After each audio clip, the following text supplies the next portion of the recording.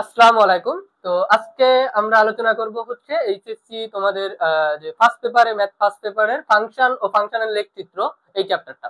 এটা হচ্ছে অষ্টম অধ্যায়ে আছে আমাদের।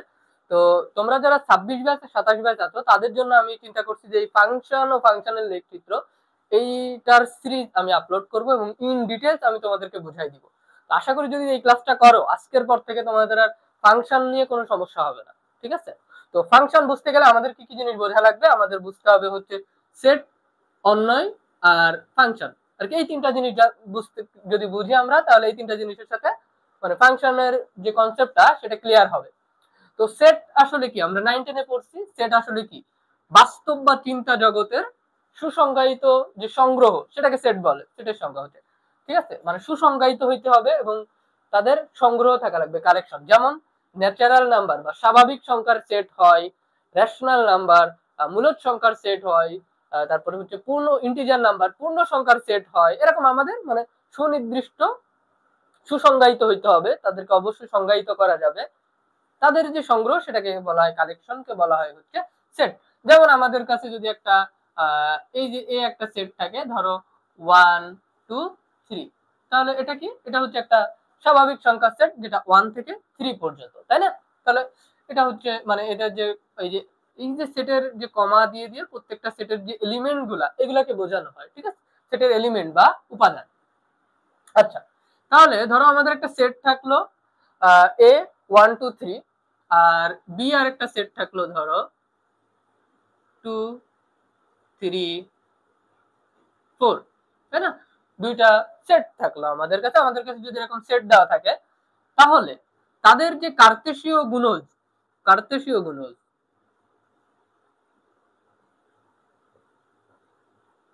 কার্তেশীয় গুণজটা কি? তাদের কার্তেশীয় গুণজ আমরা যদি করি এ ক্রস বি, তাহলে কি হয়, কি লিখতে পারি? কার্তেশীয় যদি গুণজ যদি আমরা করি তাহলে এই যে প্রত্যেকটা উপাদানের সাথে এর প্রত্যেকটা উপাদানের রিলেশন মানে কি, 1 থেকে 1 2, এই যে ক্রোমোজোর, এগুলাকে বলা হয় ক্রোমোজোর, এভাবে লিখতে হয়, ঠিক আছে। 1 2, তারপরে 1 এর সাথে 1 3, তারপরে কি 1 এর সাথে 1 4, এবার এই টুর সাথে প্রত্যেকটার যে সম্পর্ক, তাই না? তাহলে হচ্ছে 2 2, তারপরে হচ্ছে 2 3, তারপরে হচ্ছে 2 4, তারপরে হচ্ছে এখানে, হ্যাঁ, এবার 3 সাথে 3 2, তারপরে হচ্ছে 3 3 4। এটা হচ্ছে এই দুইটা সেটের কার্তেশীয় গুণজ। মানে প্রত্যেকটা এই যে মানে আমরা যদি একটু গ্রাফিক্যালি দেখাই, এ সেট হচ্ছে 1 2 3, এই যে এ সেট। আর এই যে এখানে হচ্ছে বি সেট, সেটা হচ্ছে 2 3 4।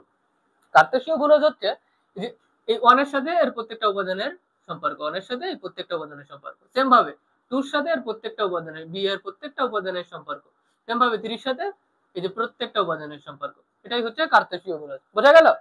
তাহলে এটাই হচ্ছে আমাদের এ ক্রস বি কার্তেশীয় গুণজ। এটাকে কিন্তু আমরা অন্বয় বা রিলেশন বলবো না, বলতে পারি না। কেন পারি না?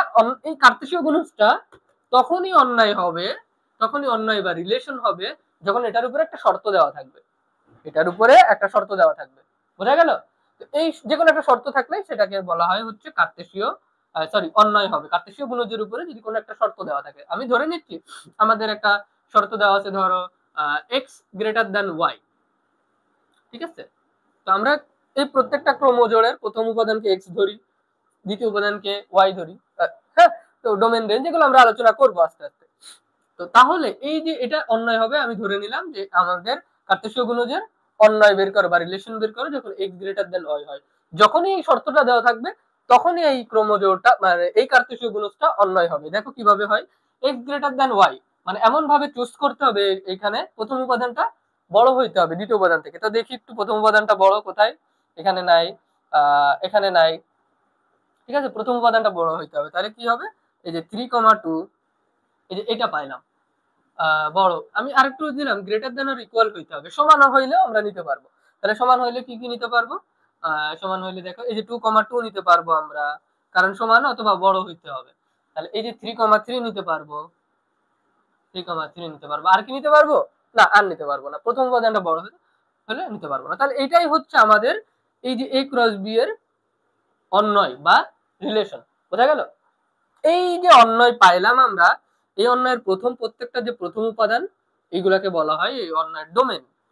তাহলে এই যে ডোমেন কি পাবো আমরা এই সেটের বা এই অন্বয়ের ডোমেন হচ্ছে আমাদের এই যে 3 সেম জিনিস, তাই আর লিখবো না। সেম ভাবে দ্বিতীয় যে উপাদানটা সেটাকে বলা হয় হচ্ছে রেঞ্জ, তাই না? 2, এখানে 2, এই যে 2 ডাবল আছে, রিপিট আছে, সেটা লিখবো না। এই যে ডোমেন আর রেঞ্জ আমরা পাইলাম।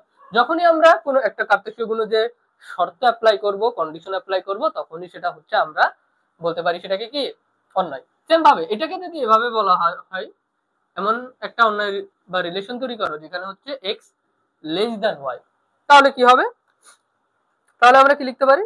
তাহলে আমরা এই যে এখন যদি এটা বলা হয় তাহলে আমরা এখান থেকে লিখতে পারি এক্স লেস দ্যান ওয়াই হইতে হবে। তাহলে এই যে 1,2 এটা, তারপরে হচ্ছে এই যে 1,3 লিখতে পারি, 1,4 লিখতে পারি, এই যে 2 সমান সমান হলে নেওয়া যাবে না, এটা বলা নাই, তাহলে এটা নিতে পারবো না।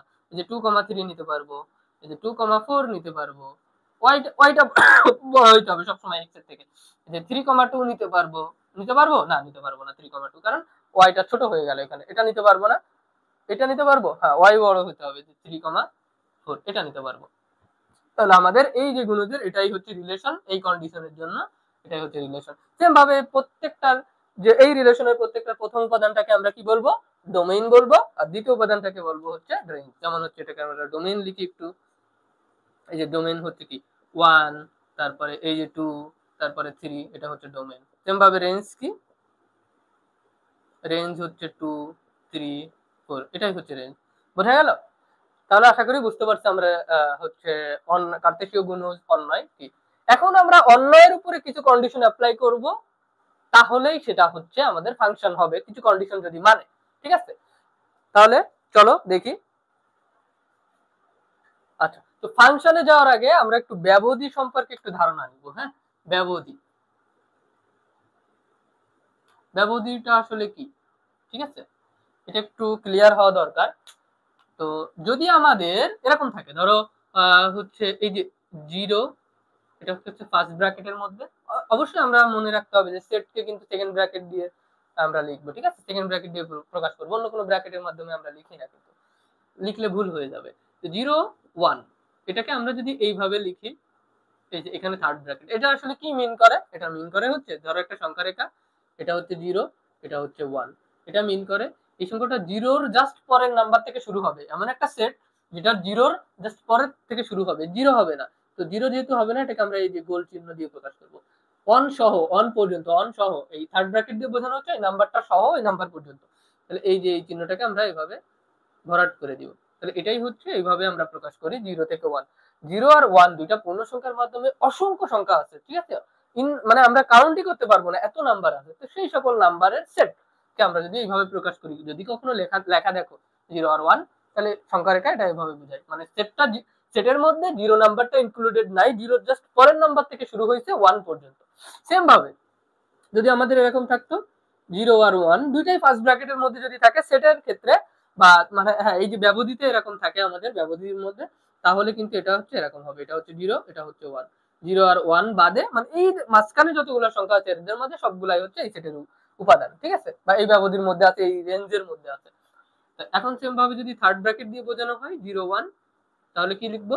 এই যে 0, এই হচ্ছে 1, তাহলে এইটা এরকম ভাবে ভরাট করে দিব, এটাও ভরাট করে দিব। তাহলে 0 সহ, 0 সহ 1 পর্যন্ত, 1 সহ যতগুলো নাম্বার আছে ওর মধ্যে সবগুলার রেঞ্জ বা সেট বলতে পারি আমরা। ঠিক আছে, তাহলে এইভাবে আমরা ব্যবধি গুলাকে প্রকাশ করি, ব্যবধি ফার্স্ট ব্র্যাকেট অথবা থার্ড ব্র্যাকেট এই দুটা দিয়ে প্রকাশ করা হয় মূলত।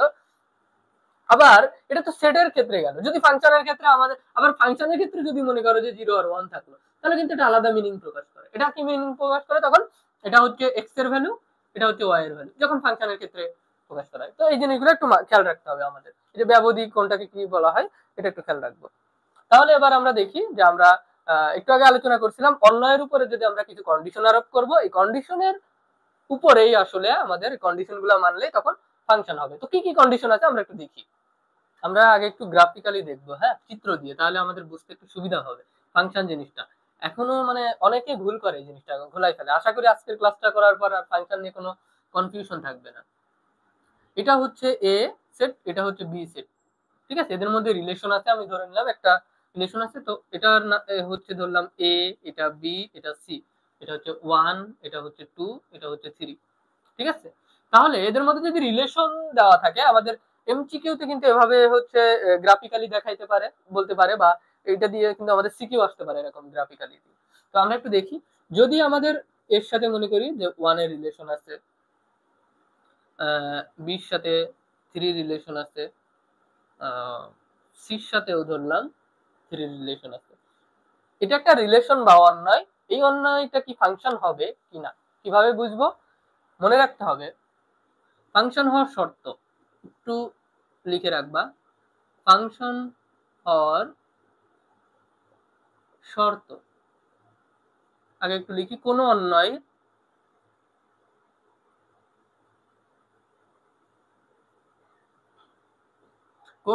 ফাংশন হবে তখন যখন এই যে প্রথম সেটের যে উপাদানগুলা, প্রত্যেকটা উপাদানের, হ্যাঁ, প্রথম আমরা আমরা হচ্ছে দ্বিতীয় সেট যেটা, এটা নিয়ে কনসার্ন হব না, আমাদের সব কনসার্ন হচ্ছে প্রথম সেট নিয়ে, বোঝা গেল? দ্বিতীয় সেটে যা থাকে থাকুক, আমাদের সবসময় কনসার্ন হচ্ছে দ্বিতীয় সেট, প্রথম সেট নিয়ে। প্রথম সেটের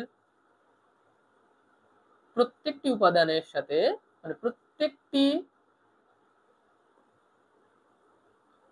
উপাদান, এগুলো তো একটা সেট, তাই না? এটা একটা সেট, এই সেটের প্রত্যেকটা উপাদান, এ একটা উপাদান, বি একটা উপাদান, সি একটা উপাদান, তো প্রত্যেকটা উপাদানের সাথে দ্বিতীয় সেটের সম্পর্ক থাকতে হবে, হ্যাঁ, সম্পর্ক থাকতে হবে। তাহলে কি বললাম, এই যে প্রথম যে সেটটা, এর প্রত্যেকটা উপাদানের সম্পর্ক থাকতে হবে, বি এর সাথেই থাকতে হবে।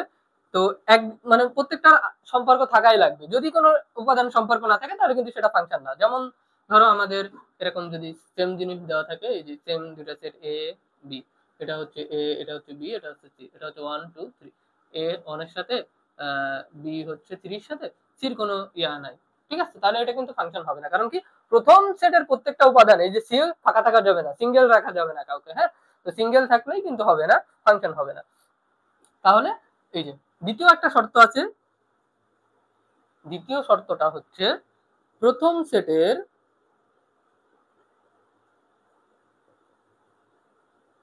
প্রথম যে সেট থাকবে, প্রথম সেটের